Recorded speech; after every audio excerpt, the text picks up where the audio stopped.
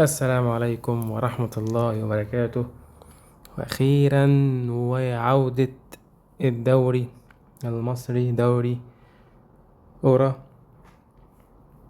وأخيرا عودة نادي الزمالك. الجولة الأولى مباراة الزمالك والاتحاد السكندري إن شاء الله النهاردة الجمعة الساعة 8 مساء على استاد القاهرة الدولي.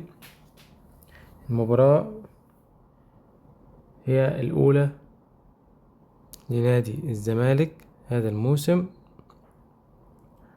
كلنا عارفين الزمالك بيمر بفترات صعبة، من لعيبة بتهرب عايزة تمشي، ولعيبة متغيبة، ولعيبة واصلة المعسكر متأخر، اللي هو أصلا بادئ متأخر.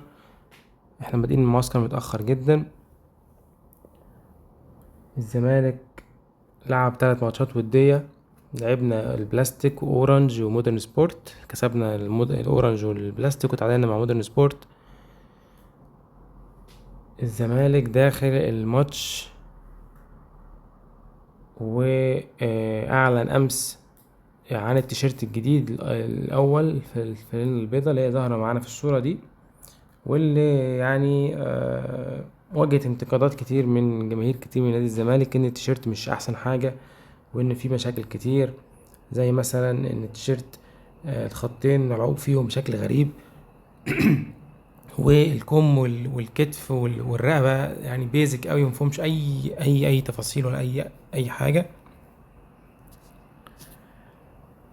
ف المباراة هتكون مهمة جدا جدا لنادي الزمالك، خصوصا ان هي اول مباراة لازم على ملعبك وسط جمهورك، فانت لازم تكسب اول ماتش عشان يدي دفعة قوية جدا للفريق. ده التيشيرت الجديد والابيض زي ما قلنا. يعني مش عارف، ممكن بعد ما الاعلانات على الصدر والكتف فوق وتحت وكده في الظهر، يعني ممكن بعد الاعلانات ما تتحط تدي شكل شوية للتيشيرت، لكن برضو في الاول وفي الاخر كان في احسن من كده بكتير. نادي الزمالك أمس أعلن رسميا عن قائمة الفريق لموسم 2026-2027، والتي جاءت كالتالي: محمد عواد، محمد صبحي، مهدي سليمان، محمود الشناوي، محمود بنتايج، عمر جابر، أحمد حسام، محمود جهاد، حسام أشرف، ناصر منسي، إيشو، أحمد ربيع، فتوح، سيف جعفر اللي معرفش لسه مكمل معانا لحد دلوقتي ليه، وكمان واخد رقم 14، محمد شحاتة، آدم كايد، عبد الله السعيد اللي كان عليه مشكلة وكان بيفكر في الاعتزال او كان عايز مستحقاته، المهم يعني ان هو راجع للتدريبات بس راجع متأخر. الزناري ممكن نشوفه على الدكة النهاردة، مش متأكد. الزناري، الجفالي نفس القصة، الجفالي الزناري راجع من الإعارة بسبب طبعا ان احنا موقوفين عن القيد، ما عملناش صفقات، فاللي قدرنا نرجعه من الإعارات رجعناه، مع كمان أحمد الجفالي اللي برضو كان معاه مشكلة في العودة للتدريبات بسبب موضوع جواز السفر بتاعه، لكن خلاص أعلنوا إن هو خلاص هيرجع يوم السبت. محمد اسماعيل، محمود حمدي الونش، احمد شريف، بيزيرا اللي نفس القصة عايز يمشي يروح اهلي دبي، عمر عبد العزيز ده الحارس الشاب، محمد السيد، سيد اسامة، يوسف وائل الفرنسي، محمد ابراهيم. محمد ابراهيم على فكرة عنده اصابة غالبا هيغيب عن ماتش الاتحاد. محمد احمد او محمد حمد اعتقد، محمد حمد، احمد صفوت. احمد صفوت دوت لعيب بيقولوا عليه ممتاز جدا. ادهم محمد، محمد فرج، شيكو بنزا اللي برضه راجع من انجولا متأخر، فغالبا هيغيب عن الماتش النهارده او ممكن يبقى موجود على الدكة.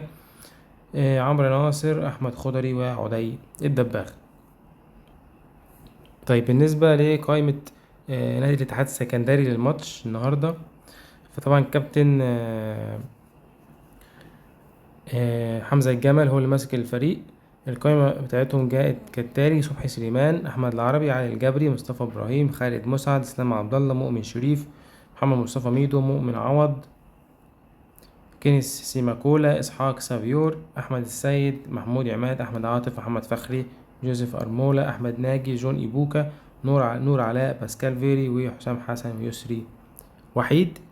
فريق الاتحاد فريق مش سهل، والماتش مش هيكون سهل إطلاقا، خصوصا إن هي ضربة البداية للموسم.